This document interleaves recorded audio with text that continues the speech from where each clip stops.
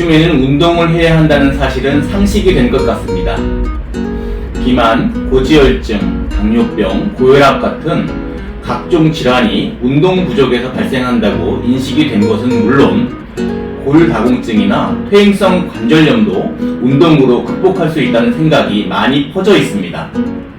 그래서 진료를 하다 보면 많이 받는 질문이 걷기 운동을 해도 돼요? 혹은 운동을 못하면 살찌는데 어떻게 해요? 입니다. 걷기는 좋은 운동입니다. 우리 몸에 큰 무리를 주지 않으면서 호흡 기능과 운동 기능을 유지시켜주고 칼로리를 소모하기 때문입니다. 그러나 무릎이나 허리 혹은 발목 관절에 통증이 발생했을 때에는 피해야 합니다. 걸을 때는 큰 통증이 없다고 해도 손상이 발생한 부위는 정상적인 동작이 일어나기 어려워 자칫 멀쩡했던 주변 조직마저 손상을 일으킬 수 있기 때문입니다. 경우에 따라 어깨나 팔꿈치가 다친 경우 같은 경우에는 걷는 것은 관계가 없다고 생각할 수도 있습니다. 그러나 걷기가 지나치면 전신적인 피로가 누적되기 때문에 어깨나 팔꿈치의 회복도 더디게 할 수 있습니다. 걷기로 인해 쌓인 피로물질이 취약한 부위에 공격을 해서 염증을 심화시킬 수 있기 때문입니다. 특히 퇴행성 무릎 관절염의 경우에 허벅지 근육을 키워야 좋아진다는 속설이 있습니다. 그래서 앉은 상태에서 무릎을 펴서 올리는 레그 익스텐션 등 동작을 운동삼아 하는 경우가 많은데 위험할 수 있습니다. 왜냐하면 퇴행성 무릎 관절염의 경우에 허벅지 앞쪽 근육이나 오금 부위의 인대가 손상되어 있는 경우가 많기 때문입니다.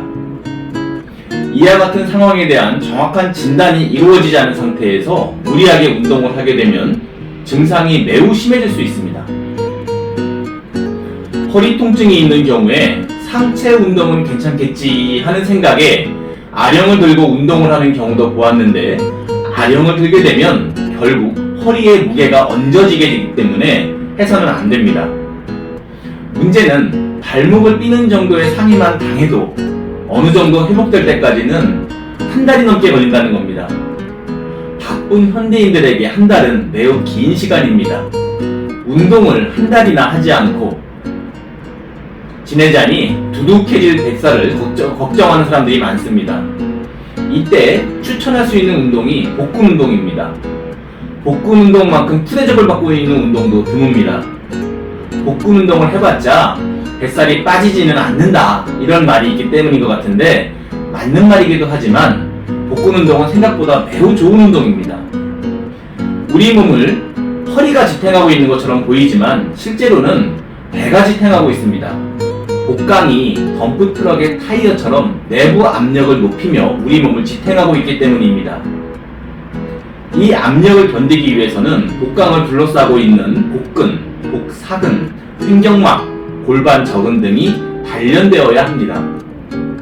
이때 가장 중요한 운동이 복근 운동인 겁니다. 특히 현대인들은 대부분 복근 단련이 매우 부족하기 때문에 조금만 운동을 해도 효과가 크게 나타납니다. 또한 복근 운동은 허리를 크게 움직이지 않고도 얼마든지 배에 힘을 주어 운동을 할 수 있습니다. 기구가 없어도 자세를 잡는 방법에 따라 적은 힘으로 할 수도 있고 강한 힘으로 할 수도 있는 겁니다. 의자에 앉은 자세에서 양발을 바닥에서 떼는 것만으로도 운동이 됩니다. 한때 단전 호흡이 건강 운동법으로 유행한 적이 있었습니다. 이때 단전은 매우 추상적인 개념이어서 신비화된 경향이 있었는데 현실적으로 살펴보면 복강을 구성하고 있는 코어 근육이 바로 단전인 겁니다. 그렇기 때문에 단전 호흡은 가만히 앉아서 하는 것이 아닙니다. 엎드리고 물구나무를 서고 다리를 벌리는 등 각종 힘든 자세를 하고 호흡을 함으로써 복강 주변에 호흡과 관련된 코어 근육을 단련하는 것입니다. 천리길도 한 걸음부터입니다. 아무리 만져도 두둑한 뱃살 지방만 만져지는 복근, 이런 복근도 하루에 10분씩이라도 힘을 주며 복근 운동을 하면 달라집니다. 안 하고 되는 것도 없지만 해서 안 되는 것도 없습니다. 3년 정도 지나면 달라져 있는 나를 만날 수 있습니다. 자연방안의원은 언제나 정성을 다해 진료합니다.